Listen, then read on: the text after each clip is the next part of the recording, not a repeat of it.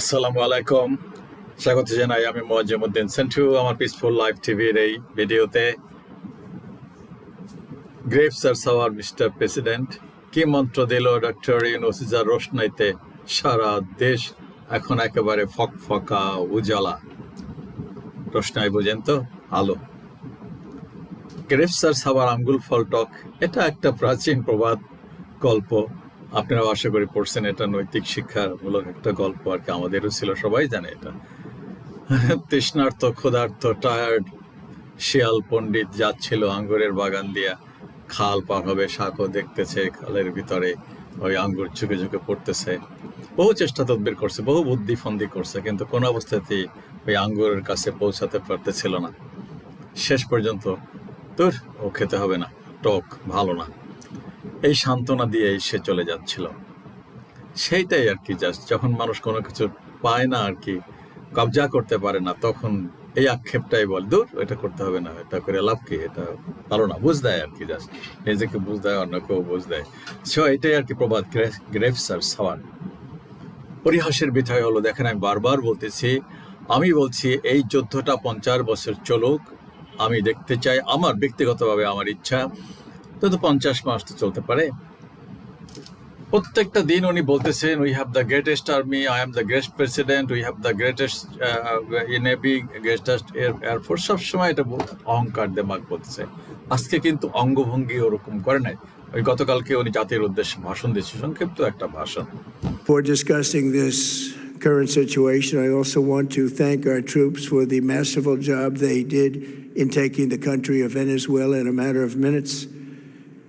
That hit was quick, lethal, violent, and respected by everyone all over the world. After rebuilding our military during my first term, we have by far the strongest military anywhere in the world. And now we're working along with Venezuela and are in a true sense joint venture partners. We're getting along incredibly well in the production and sale of massive amounts of oil and gas, the second largest reserves on earth after the United States of America. We're now totally independent of the Middle East, and yet we are there to help. We don't have to be there. We don't need their oil. We don't need anything they have, but we're there to help our allies. Tonight, I want to provide an update on the tremendous progress our warriors have made in Iran and discuss why Operation Epic Fury is necessary for the... so এখানে আমি যেটা আপনাদেরকে তুলে ধরতে চাচ্ছি সেটা হলো, সামনা যে আমরা সংক্ষেপে বলতেছি আধা মিনিটে, যে আমরা ভেনেজুয়েলা নিয়ে নিয়েছি কয়েক মিনিটের ভিতরে। ভেনেজুয়েলা বিশ্বের দ্বিতীয় বৃহত্তম তেল রিজার্ভ আছে, আমরা এখন সেখান থেকে তেল নিচ্ছি। আমাদের মিডল ইস্টের আর দরকার নাই, হরমুজ প্রণালীর আর দরকার নাই। এটাই হলো মেইন কথা। অথচ এই হরমুজ প্রণালী নিয়ে নেবে, খার্ক দিক নিয়ে নেবে, ইরানিকে ধসাই দেবে, এতদিন সেটাই শুনে আসছে। আজকে কিন্তু কথাবার্তা অনেক ঠান্ডা, অনেক চুপ। আর এখন মনে পড়ে আমার এই যে মিডল ইস্টের দালালগুলো, যাদেরকে বলছে আমার ফুটকির মধ্যে আইসা চুমাতে চাইছে, তাদের প্রতি আমার করুণা হয়, এই মুসলিম উম্মার প্রতি করুণা হয়। এই উম্মাটা একটা জালিম উম্মা। অথচ এটা থাকতে পারতো একটা পরাশক্তি পেতে পেতে। সেই সুলতানাত যদি থাকতো, সেই ওই যে তুর্কি সুলতানাত যদি থাকতো, হতে পারতো না। এটা আমেরিকার 50টা স্টেট আছে না, ওদের ভিন্নতা আছে না, প্রতিটা স্টেটেরই ভিন্নতা আছে, কিন্তু তারপরেও তো ওরা ঐক্য। আর আমরা 57টা দেশ, ছোট ছোট দেশ এগুলো, এটা মিলে তো একটা কনফেডারেশন বা ফেডারেশন, আমেরিকার মতন একটা ইউনাইটেড স্টেটস অফ মুসলিম ইসলাম থাকতে পারতো না? অবশ্যই থাকতে পারতো। চেষ্টা করলে কেউ ভুলেও পড়বে? কোনো একটা লোক, কোনো একটা গাদ্দার, কোনো একটা নেতা, কোনো একটা মানুষ বলবে যে না, মুসলমানরা তো 57টা দেশ ঐক্যবদ্ধ হয়ে একটা দেশ হলে সমস্যা কি ছিল? এই মোল্লাগুলোই কিছু মোল্লা বলবে, ওইটা শিয়া, ওইটা শুনি। এখানে কিরকম বলে, কিরকম মতবাদ প্রকাশ করে। আরে বেটা, তুই ভালো, তোর মতবাদ দিয়ে এদের কনভিন্স করবি যে আমি তো ভালো আছি, তোমার চেতে তো এই বিশ্বাসটা ভালো, এই মতবাদটা ভালো। খালি আমেরিকা তো একটা সিভিল ওয়ার হয়েছে অনেক বছর, 4-5-7 বছর, ওই আব্রাহাম লিঙ্কনের সময়। আব্রাহাম লিঙ্কন জীবনই দেশে দাস প্রথা মুক্ত করবে, আর এক দল করবে না, উত্তরে আর দক্ষিণে।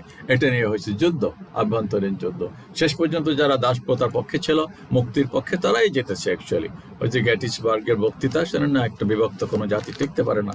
তা আমি বলতেছি, এটা তো এই যে সুলতানাত তো ভাঙাইছে তো এই ব্রিটিশরা, এই মুসলমান গাদ্দারগুলোকে দিয়ে ভাঙাইছে। যাই হোক, কষ্টটা লাগে এই জন্য যে এত এত বড় বক্তৃতা করে, এত এত কিছু দেখা। এখন মিডল ইস্ট চাইরা, সে এখন মিডল ইস্ট নিয়ে তার চিন্তা নাই, তার কোনো কিছু নাই। শুনলেন তো এবার তার বক্তৃতা। সো এবার আমি আমি বারবার বলছি যে এই যুদ্ধে কত লোক মারা গেল, কত লোক শহীদ ইয়ে করলো, পঙ্গু হলো, কতটা বাড়িঘর ধ্বংস করলো, কতটা প্লেন ডুবাইলো, এটা তো আমার চিন্তার বিষয় না। এটা নিয়ে আমি গবেষণা করেও আমার কোনো লাভ নেই। আমি দেখতে যে নৈতিক ভিত্তিটা কি, এটা আসলে কারা জিততে পারে, সবকিছু মিলাইয়া আমার দৃষ্টিতে আমার মতো করে আমি তো বলছি যে ইরানকে এখানে যদি ওরা ল্যান্ড ফোর্স নামাতো বা নামায়, একেবারে দারুণভাবে একটা নির্মম পরিণতি হবে এখানে, একেবারে শিওর। সে ওইখানে বলছে, পুরোটা আমি দেখছি তো, সেখানে ভিয়েতনামে আমরা 20 বছর এই করছি, আফগানিস্তানে এই করছি, এগুলোও বলছে আরো। যাই হোক, সো দম্ভ দেখায় নাই। আর এই কথাটাই বলছে, ভেনেজুয়েলার তেল আছে আমাদের আর এখন এই মিডল ইস্টের তেল, এই হরমুজ প্রণালী লাগবে না, আমাদের কিছু লাগবে না। এটা জার্মানদেরকে দেখছি বলে দিচ্ছে অন্য জায়গায় যে তোমাদেরটা তোমরা সামলাও, তোমরা এগুলো নিয়ে এলো, তোমাদের যে তেল লাগে তোমরা এটা ম্যানেজ করো। আমি বলতেছি, দেখেন ইরান, আপনাদের কি মনে হয় যে ইরান এই যে ক্ষয়ক্ষতি হয়েছে তাতে ইরান একেবারে, ইরানের অর্থনীতি, ইরানের একেবারে সব কিছু, ইরান জাতি ভিক্ষার ঝুলি নিয়ে নামবে? ফর ইউর কাইন্ড ইনফরমেশন আমি বলতেছি, দেখেন পৃথিবীতে 10টা তেলের যে বেশি রিজার্ভ আছে তাদের একটা তালিকা দেখতেছি। ভেনেজুয়েলা আছে 303.22 বিলিয়ন ওই যে কি বলে তেলের হচ্ছে ওটাকে কি বলে ব্যারেল। সৌদি আরবে আছে 267 বিলিয়ন ব্যারেল, ইরানে আছে 209 বিলিয়ন ব্যারেল, কানাডাতে আছে 163 থেকে 170 বিলিয়ন ব্যারেল, ইরাকে আছে 145 বিলিয়ন ব্যারেল, ইউনাইটেড আরব আমিরাত মানে ইউএই 113 বিলিয়ন, কুয়েতে আছে 101.5 বিলিয়ন, রাশিয়ায় আছে 80 বিলিয়ন, ইউনাইটেড স্টেটসে আছে 74.4 বিলিয়ন। কিন্তু দম্ভ দেখাইছে ওখানে যে আমরা বিশ্বের সবচেয়ে বড় তেল রিজার্ভ, ওই ইয়েতে ভেনেজুয়েলাকে নিয়ে এখন গর্ব করতেছে। লিবিয়ায় আছে 48.4 বিলিয়ন। গেল এটা, এই হলো তেল। ইরানের পজিশন কি দাঁড়ালো? 3 নম্বর, 109 বিলিয়ন ব্যারেল। এই তেল উত্তোলন করতে ইরানের কত বছর লাগবে জানেন? বলতেছি,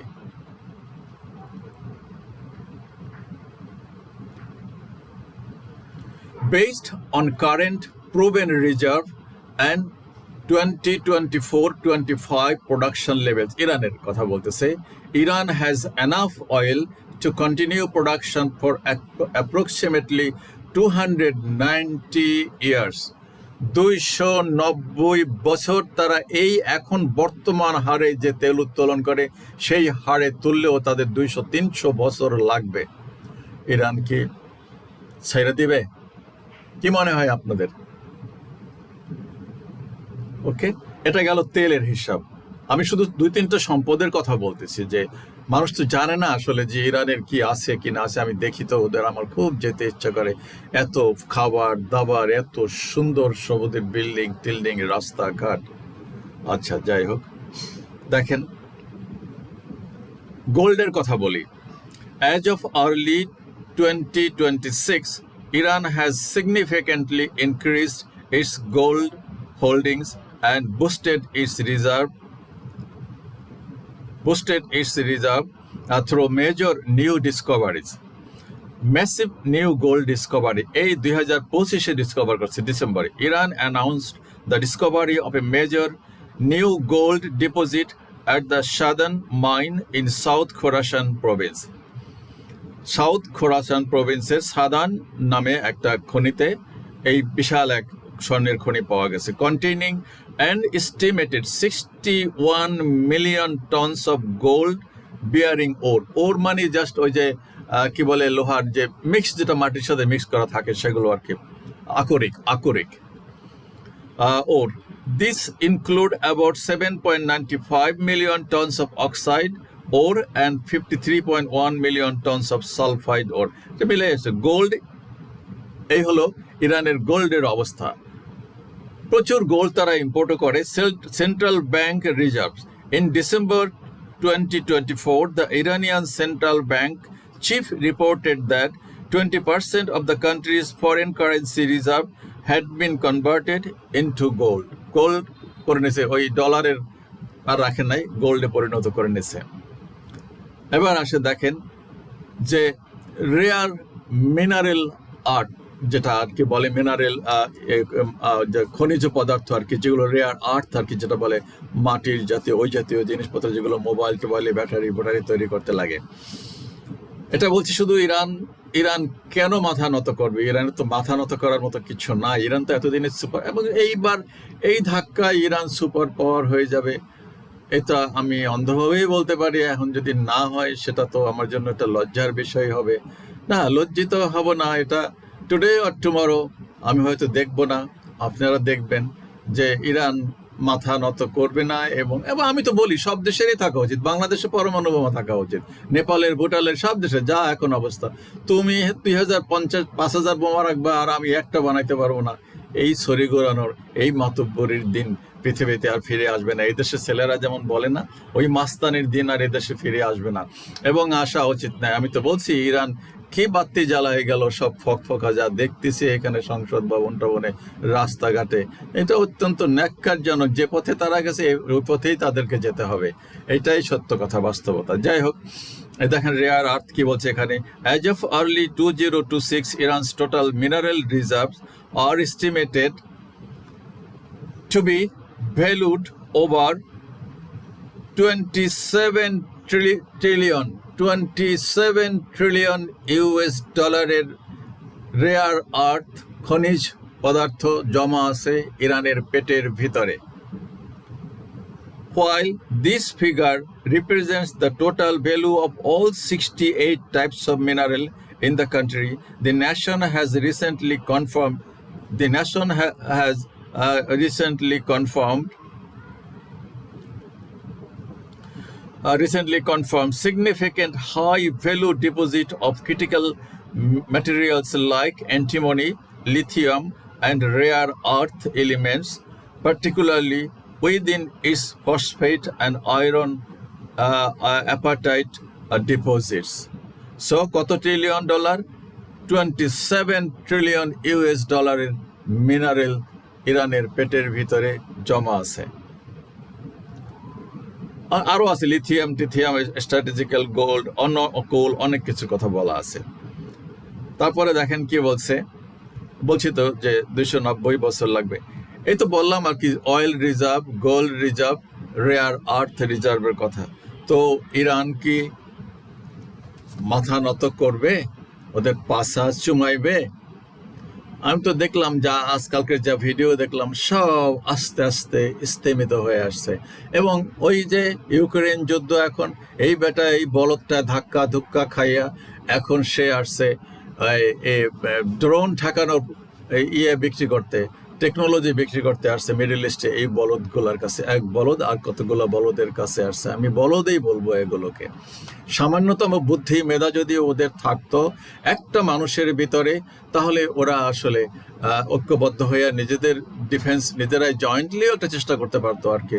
আর বললাম তো, আজকে যদি 57টা দেশ ঐক্যবদ্ধ থাকতো, যেন আমরাই থাকতাম, একটা প্রভিন্স থাকতে পারে না, একটা আমেরিকায় 50টা প্রভিন্স, আর রাশিয়া পৃথিবীর অর্ধেক দেশ একটা নিয়ে দেশ, ফেডারেশন ছিল তো আরো বড় ছিল। এই ইউক্রেন অনেক দেশ, তাজিকিস্তান তো অনেক দেশই ফেডারেশন ছিল। USSR, United states of socialist Republic of Russia, ওরকমই তো নাম ছিল কিছু বছর আগে। আমরা তো দেখছি, নতুন প্রজন্ম না দেখলেও না শুনলেও আমরা তো দেখছি আর কি। তো কত জাঁকজমক শান শওকত ছিল, এটা তো থাকতেই পারে। প্রদেশে থাকবে আলাদা, ভারতে আছে না 30টা 28টা প্রদেশ। সেটা তো মানুষের উদারতা দরকার, মানুষের বুদ্ধি দরকার, মানুষের মেধা দরকার, সততা দরকার। কিন্তু আমেরিকায় তো আসলে সেই সততা নাই। একবার যে গৃহযুদ্ধ হয়েছে, আবার এই যে কিংস মুভমেন্ট দিছে, হাজার লক্ষ মানুষ, কোটি মানুষ রাস্তায় নামছে এর বিরুদ্ধে মিছিল টিছিল হয়েছে। যাই হোক, সো এটা দুর্ভাগ্য হলো এই মিডল ইস্টের এই বলদগুলার। আর ওই একটা বলদ ওখানে ওই যে ইউক্রেনের, এটা আসছে এখন এদের ড্রোন ঠেকানোর টেকনোলজি বিক্রি করার জন্য। আর এই ড্রোন আমেরিকা পারে নাই, গুটাই নিয়ে লেজ গুটাই নিয়ে বসে রয়েছে। আমেরিকার ওই সমস্ত পেট্রিয়টের সব ব্যাটারি সব রাডার সিস্টেম ধসাই দিয়েছে, শত হাজার হাজার কোটি ডলারের সব এই রাডার সিস্টেম ধসাই দিয়েছে। আর ওনার এখন ড্রোন ঠেকানোর এই টেকনোলজি বিক্রি করতে আসছে মিডল ইস্টে আর কি, দেখলাম আর কি। সো এটা অত্যন্ত দুঃখজনক আর কি। সো ভালো খবর আর কি, এটাই আমি আপনাদেরকে বলতেছি। দেখেন, আপনারাও দেখবেন, আমিও দেখব যে এই আরো 15 দিন 1 মাস যাক না, দেখি না যুদ্ধটা কি হয়। কত ল্যান্ড ফোর্স তো নামায় নাই এখনো, কখন নামায় ল্যান্ড ফোর্স? খালি বোস্টিং, খালি অহংকার, খালি দেমাগ। আমরাই পৃথিবীর সেরা, আমাদের এই সব আমরাই শক্তিশালী, আমরাই সব দখল করবো বলতেছে। উইদিন মিনিট ওই টুক ভেনেজুয়েলা, আর ভেনেজুয়েলায় এখন সবচেয়ে বেশি রিজার্ভ আছে। আমরাই পৃথিবীর সবচেয়ে বেশি তেল আছে আমাদের মিডল ইস্টে হরমুজ প্রণালী বা ওই তেল, আরবদের তেল আমার কোনো দরকার নাই, যাদের দরকার তারা তাদের মতন করে নেবে। এটাই হলো তার আর কি মোদ্দা কথা আর কি। আর এই যে ডক্টর ইউনূসের কথা বললাম, লোকটার প্রতি আসলে আমার এত ঘৃণা লাগে, এত ক্ষোভ হয়, করুণা হয় লোকটার প্রতি আর কি। একটা নোবেল বিজয়ী মানুষ, এই যে মানুষ লাগালাগি করতেছে, বাংলাদেশের ছেলেমেয়েরা মিজাইলে মরে, তুমি এখন জাপানে গিয়া বাচ্চাদের চুমাও। আর শুধু সে কথা না, যে সিস্টেম উনি দাঁড়া করে দিয়েছে, যেই মিটিং উনি লন্ডনে করছে, সেই মিটিংয়ের এখন বাতি জ্বলতেছে বাংলাদেশে, একদম ফকফকা, দেশ উজ্জ্বলা হচ্ছে। কি যে ভাগ্য আছে আমি বলবো এই ছেলেগুলো, যারা জীবন দিয়ে এদেরকে এই দেশে ফেরাই আনছে, যাদের রাস্তা নামতে পারতো না, একটা বালুর ট্রাক সরাতে পারে নাই, তারা যা বলতেছে, তারা যা করতেছে, এই জুলাইকে তারা কোনো অবস্থাতেই স্বীকৃতি দেবে না। এটা আমি তীব্র ভাষায় আমি এটা নিন্দা জানাই, আমি এটাকে আর কি প্রতিবাদ করতেছি আর কি। ঠিক না, এই কাজটা ওনাদেরই বরং এটা উচিত ছিল যে আমরা সসম্মানে এই আমাদের এই যুবক শ্রেণীকে, এদের কাছে আমরা কৃতজ্ঞ, আমি এদেরকে ধন্যবাদ জানাই। আমরা এদের চাহিদা আমরা সবটাই পূরণ করব। এই দেশটাকে আমরা এদেরকে সবাই মিলে এদেরকে বুকে টেনে নিত, আমরা সবাই মিলে এই দেশটাকে পরিবর্তন করব। আমরা আর ব্যাক গিয়ারে যাব না। কিন্তু এরা কি মন্ত্র নিয়ে আসছে, সবাই তো মন্ত্র নিয়ে আসছে। আপনি কেউ আসছে লন্ডন থেকে, কেউ আসছে পাশের দেশ থেকে, মন্ত্র নিয়ে আসছে। আর এখানে বৈশাখ যারা ছিল তারাও তো মন্ত্রমুগ্ধ আর কি। তাদের কি মানুষের আসলে বিবেক, বুদ্ধি, বিবেচনা লোপ পায় যায়। আমি তো বলছি, আমার মতন যেগুলো ওল্ড হ্যাগার্ড, এগুলো আউটডেটেড, ডিসকোয়ালিফাইড, এদেরকে দিয়ে কিচ্ছু হবে না বাবা। যদি তোমরা তোমাদের ভবিষ্যৎ গড়তে চাও, একটা সুন্দর দেশ চাও নিজেদের ভবিষ্যৎ, ব্যবসা করো, বাণিজ্য করো, যাই করো, একটা মানুষ তো একটা শান্তি চায়, মানুষ তো নিরাপদে রাস্তা দিয়ে হাঁটতে চায়, মানুষ তো নিরাপদে মনের আনন্দে, মনের সুখে ঘুমাতে চায়। ইউরোপে, আমেরিকাতে লাখো মানুষ ওই যে সমুদ্র সৈকতে যায়, ওখানে কোনো একটা জিনিস হারাই গেলে লস্ট অ্যান্ড ফাউন্ডে দিয়ে দেয়। ওখানে রাস্তায় দোকান আছে যেখানে কোনো দোকানদার থাকে না, ওইখানে জিনিসপত্র দেওয়া থাকে। তুমি একটা কোল্ড ড্রিঙ্কস খেতে চাও, একটা কলা খেতে চাও, একটা কেক খেতে চাও, 1 কাপ কফি খেতে চাও, জাস্ট কয়েন। আমি হংকংয়ে গেছি, টিকিট বিক্রি করার কোনো লোক নাই, আমি জাস্ট একটা টাকা ফেললাম, ওখান থেকে আমার টিকিটটা দিল, চেঞ্জ দিল, গেটটা খুলে গেল, আমি ভিতরে ঢুকলাম, আমি মেট্রোতে চললাম, পাতাল রেলে চললাম। সো এই তো সিস্টেম। আর এইখানে পাহারা দিয়া পর্যন্ত দোকান রাখা যায় না, পাহারা দিয়া ঘর বাড়ি রাখা যায় না, সিকিউরিটি গার্ড দিয়া রাখা যায় না, ব্যাংক ডাকাতি হয়ে যায়, ব্যাংক চুরি হয়ে যায়, বোল্ট ভাঙ্গা নিয়ে যায়। এই দেশে জন্মাইছে, এইটা একটা মানুষের দেশ, এখানে মানুষ বসবাস করে, অগত্যা বসবাস করতেছি, যাওয়ার আমাদের কোনো উপায় নাই, দুর্ভাগ্য। আর যাবই বা কেন? এটা এই নতুন প্রজন্মকে আমি বলতেছি, বাবা, একটা লোকের প্রতিও আস্থা রাখার কোনো দরকার নাই। তোমরা যা বুঝো যদি সেটা করো, এগিয়ে যাও, বাট ঐক্যবদ্ধ থাকো। রাস্তায় মনে হয় নামতেই হবে। যে আলো ইউনূস জ্বালাইছে আমি যা দেখতেছি, সে আলোতে সমাজ আলোকিত হবে না, সেই আলোতে সমাজের নীতি নৈতিকতা পুরে ছারখার হয়ে যাবে, একদম কিচ্ছু থাকবে না। আবার 15 বছর, আবার 16 বছর, আবার 20 বছর এই যন্ত্রণা, এই জ্বালা যন্ত্রণা, এই জ্বালা পোড়াও, এই শোষণ, এই নির্যাতন, এই গুমখুর, এই আয়নাগর আবার ফিরে আসবে। সেটাই আমি দেখতেছি ইউনূসের ওই যে আলো জ্বালায় গেছে, সেই আলোতে, সেই আলোর ভুয়া ইয়ার ভিতরে আমি দেখতে পাচ্ছি আর কি, রোশনাইয়ের ভিতরে। ওকে, সো ঐক্যবদ্ধ থাকো, চেষ্টা করো ঐক্যবদ্ধভাবে কিছু যদি করতে পারো। আল্লাহ হাফেজ, আসসালামু আলাইকুম।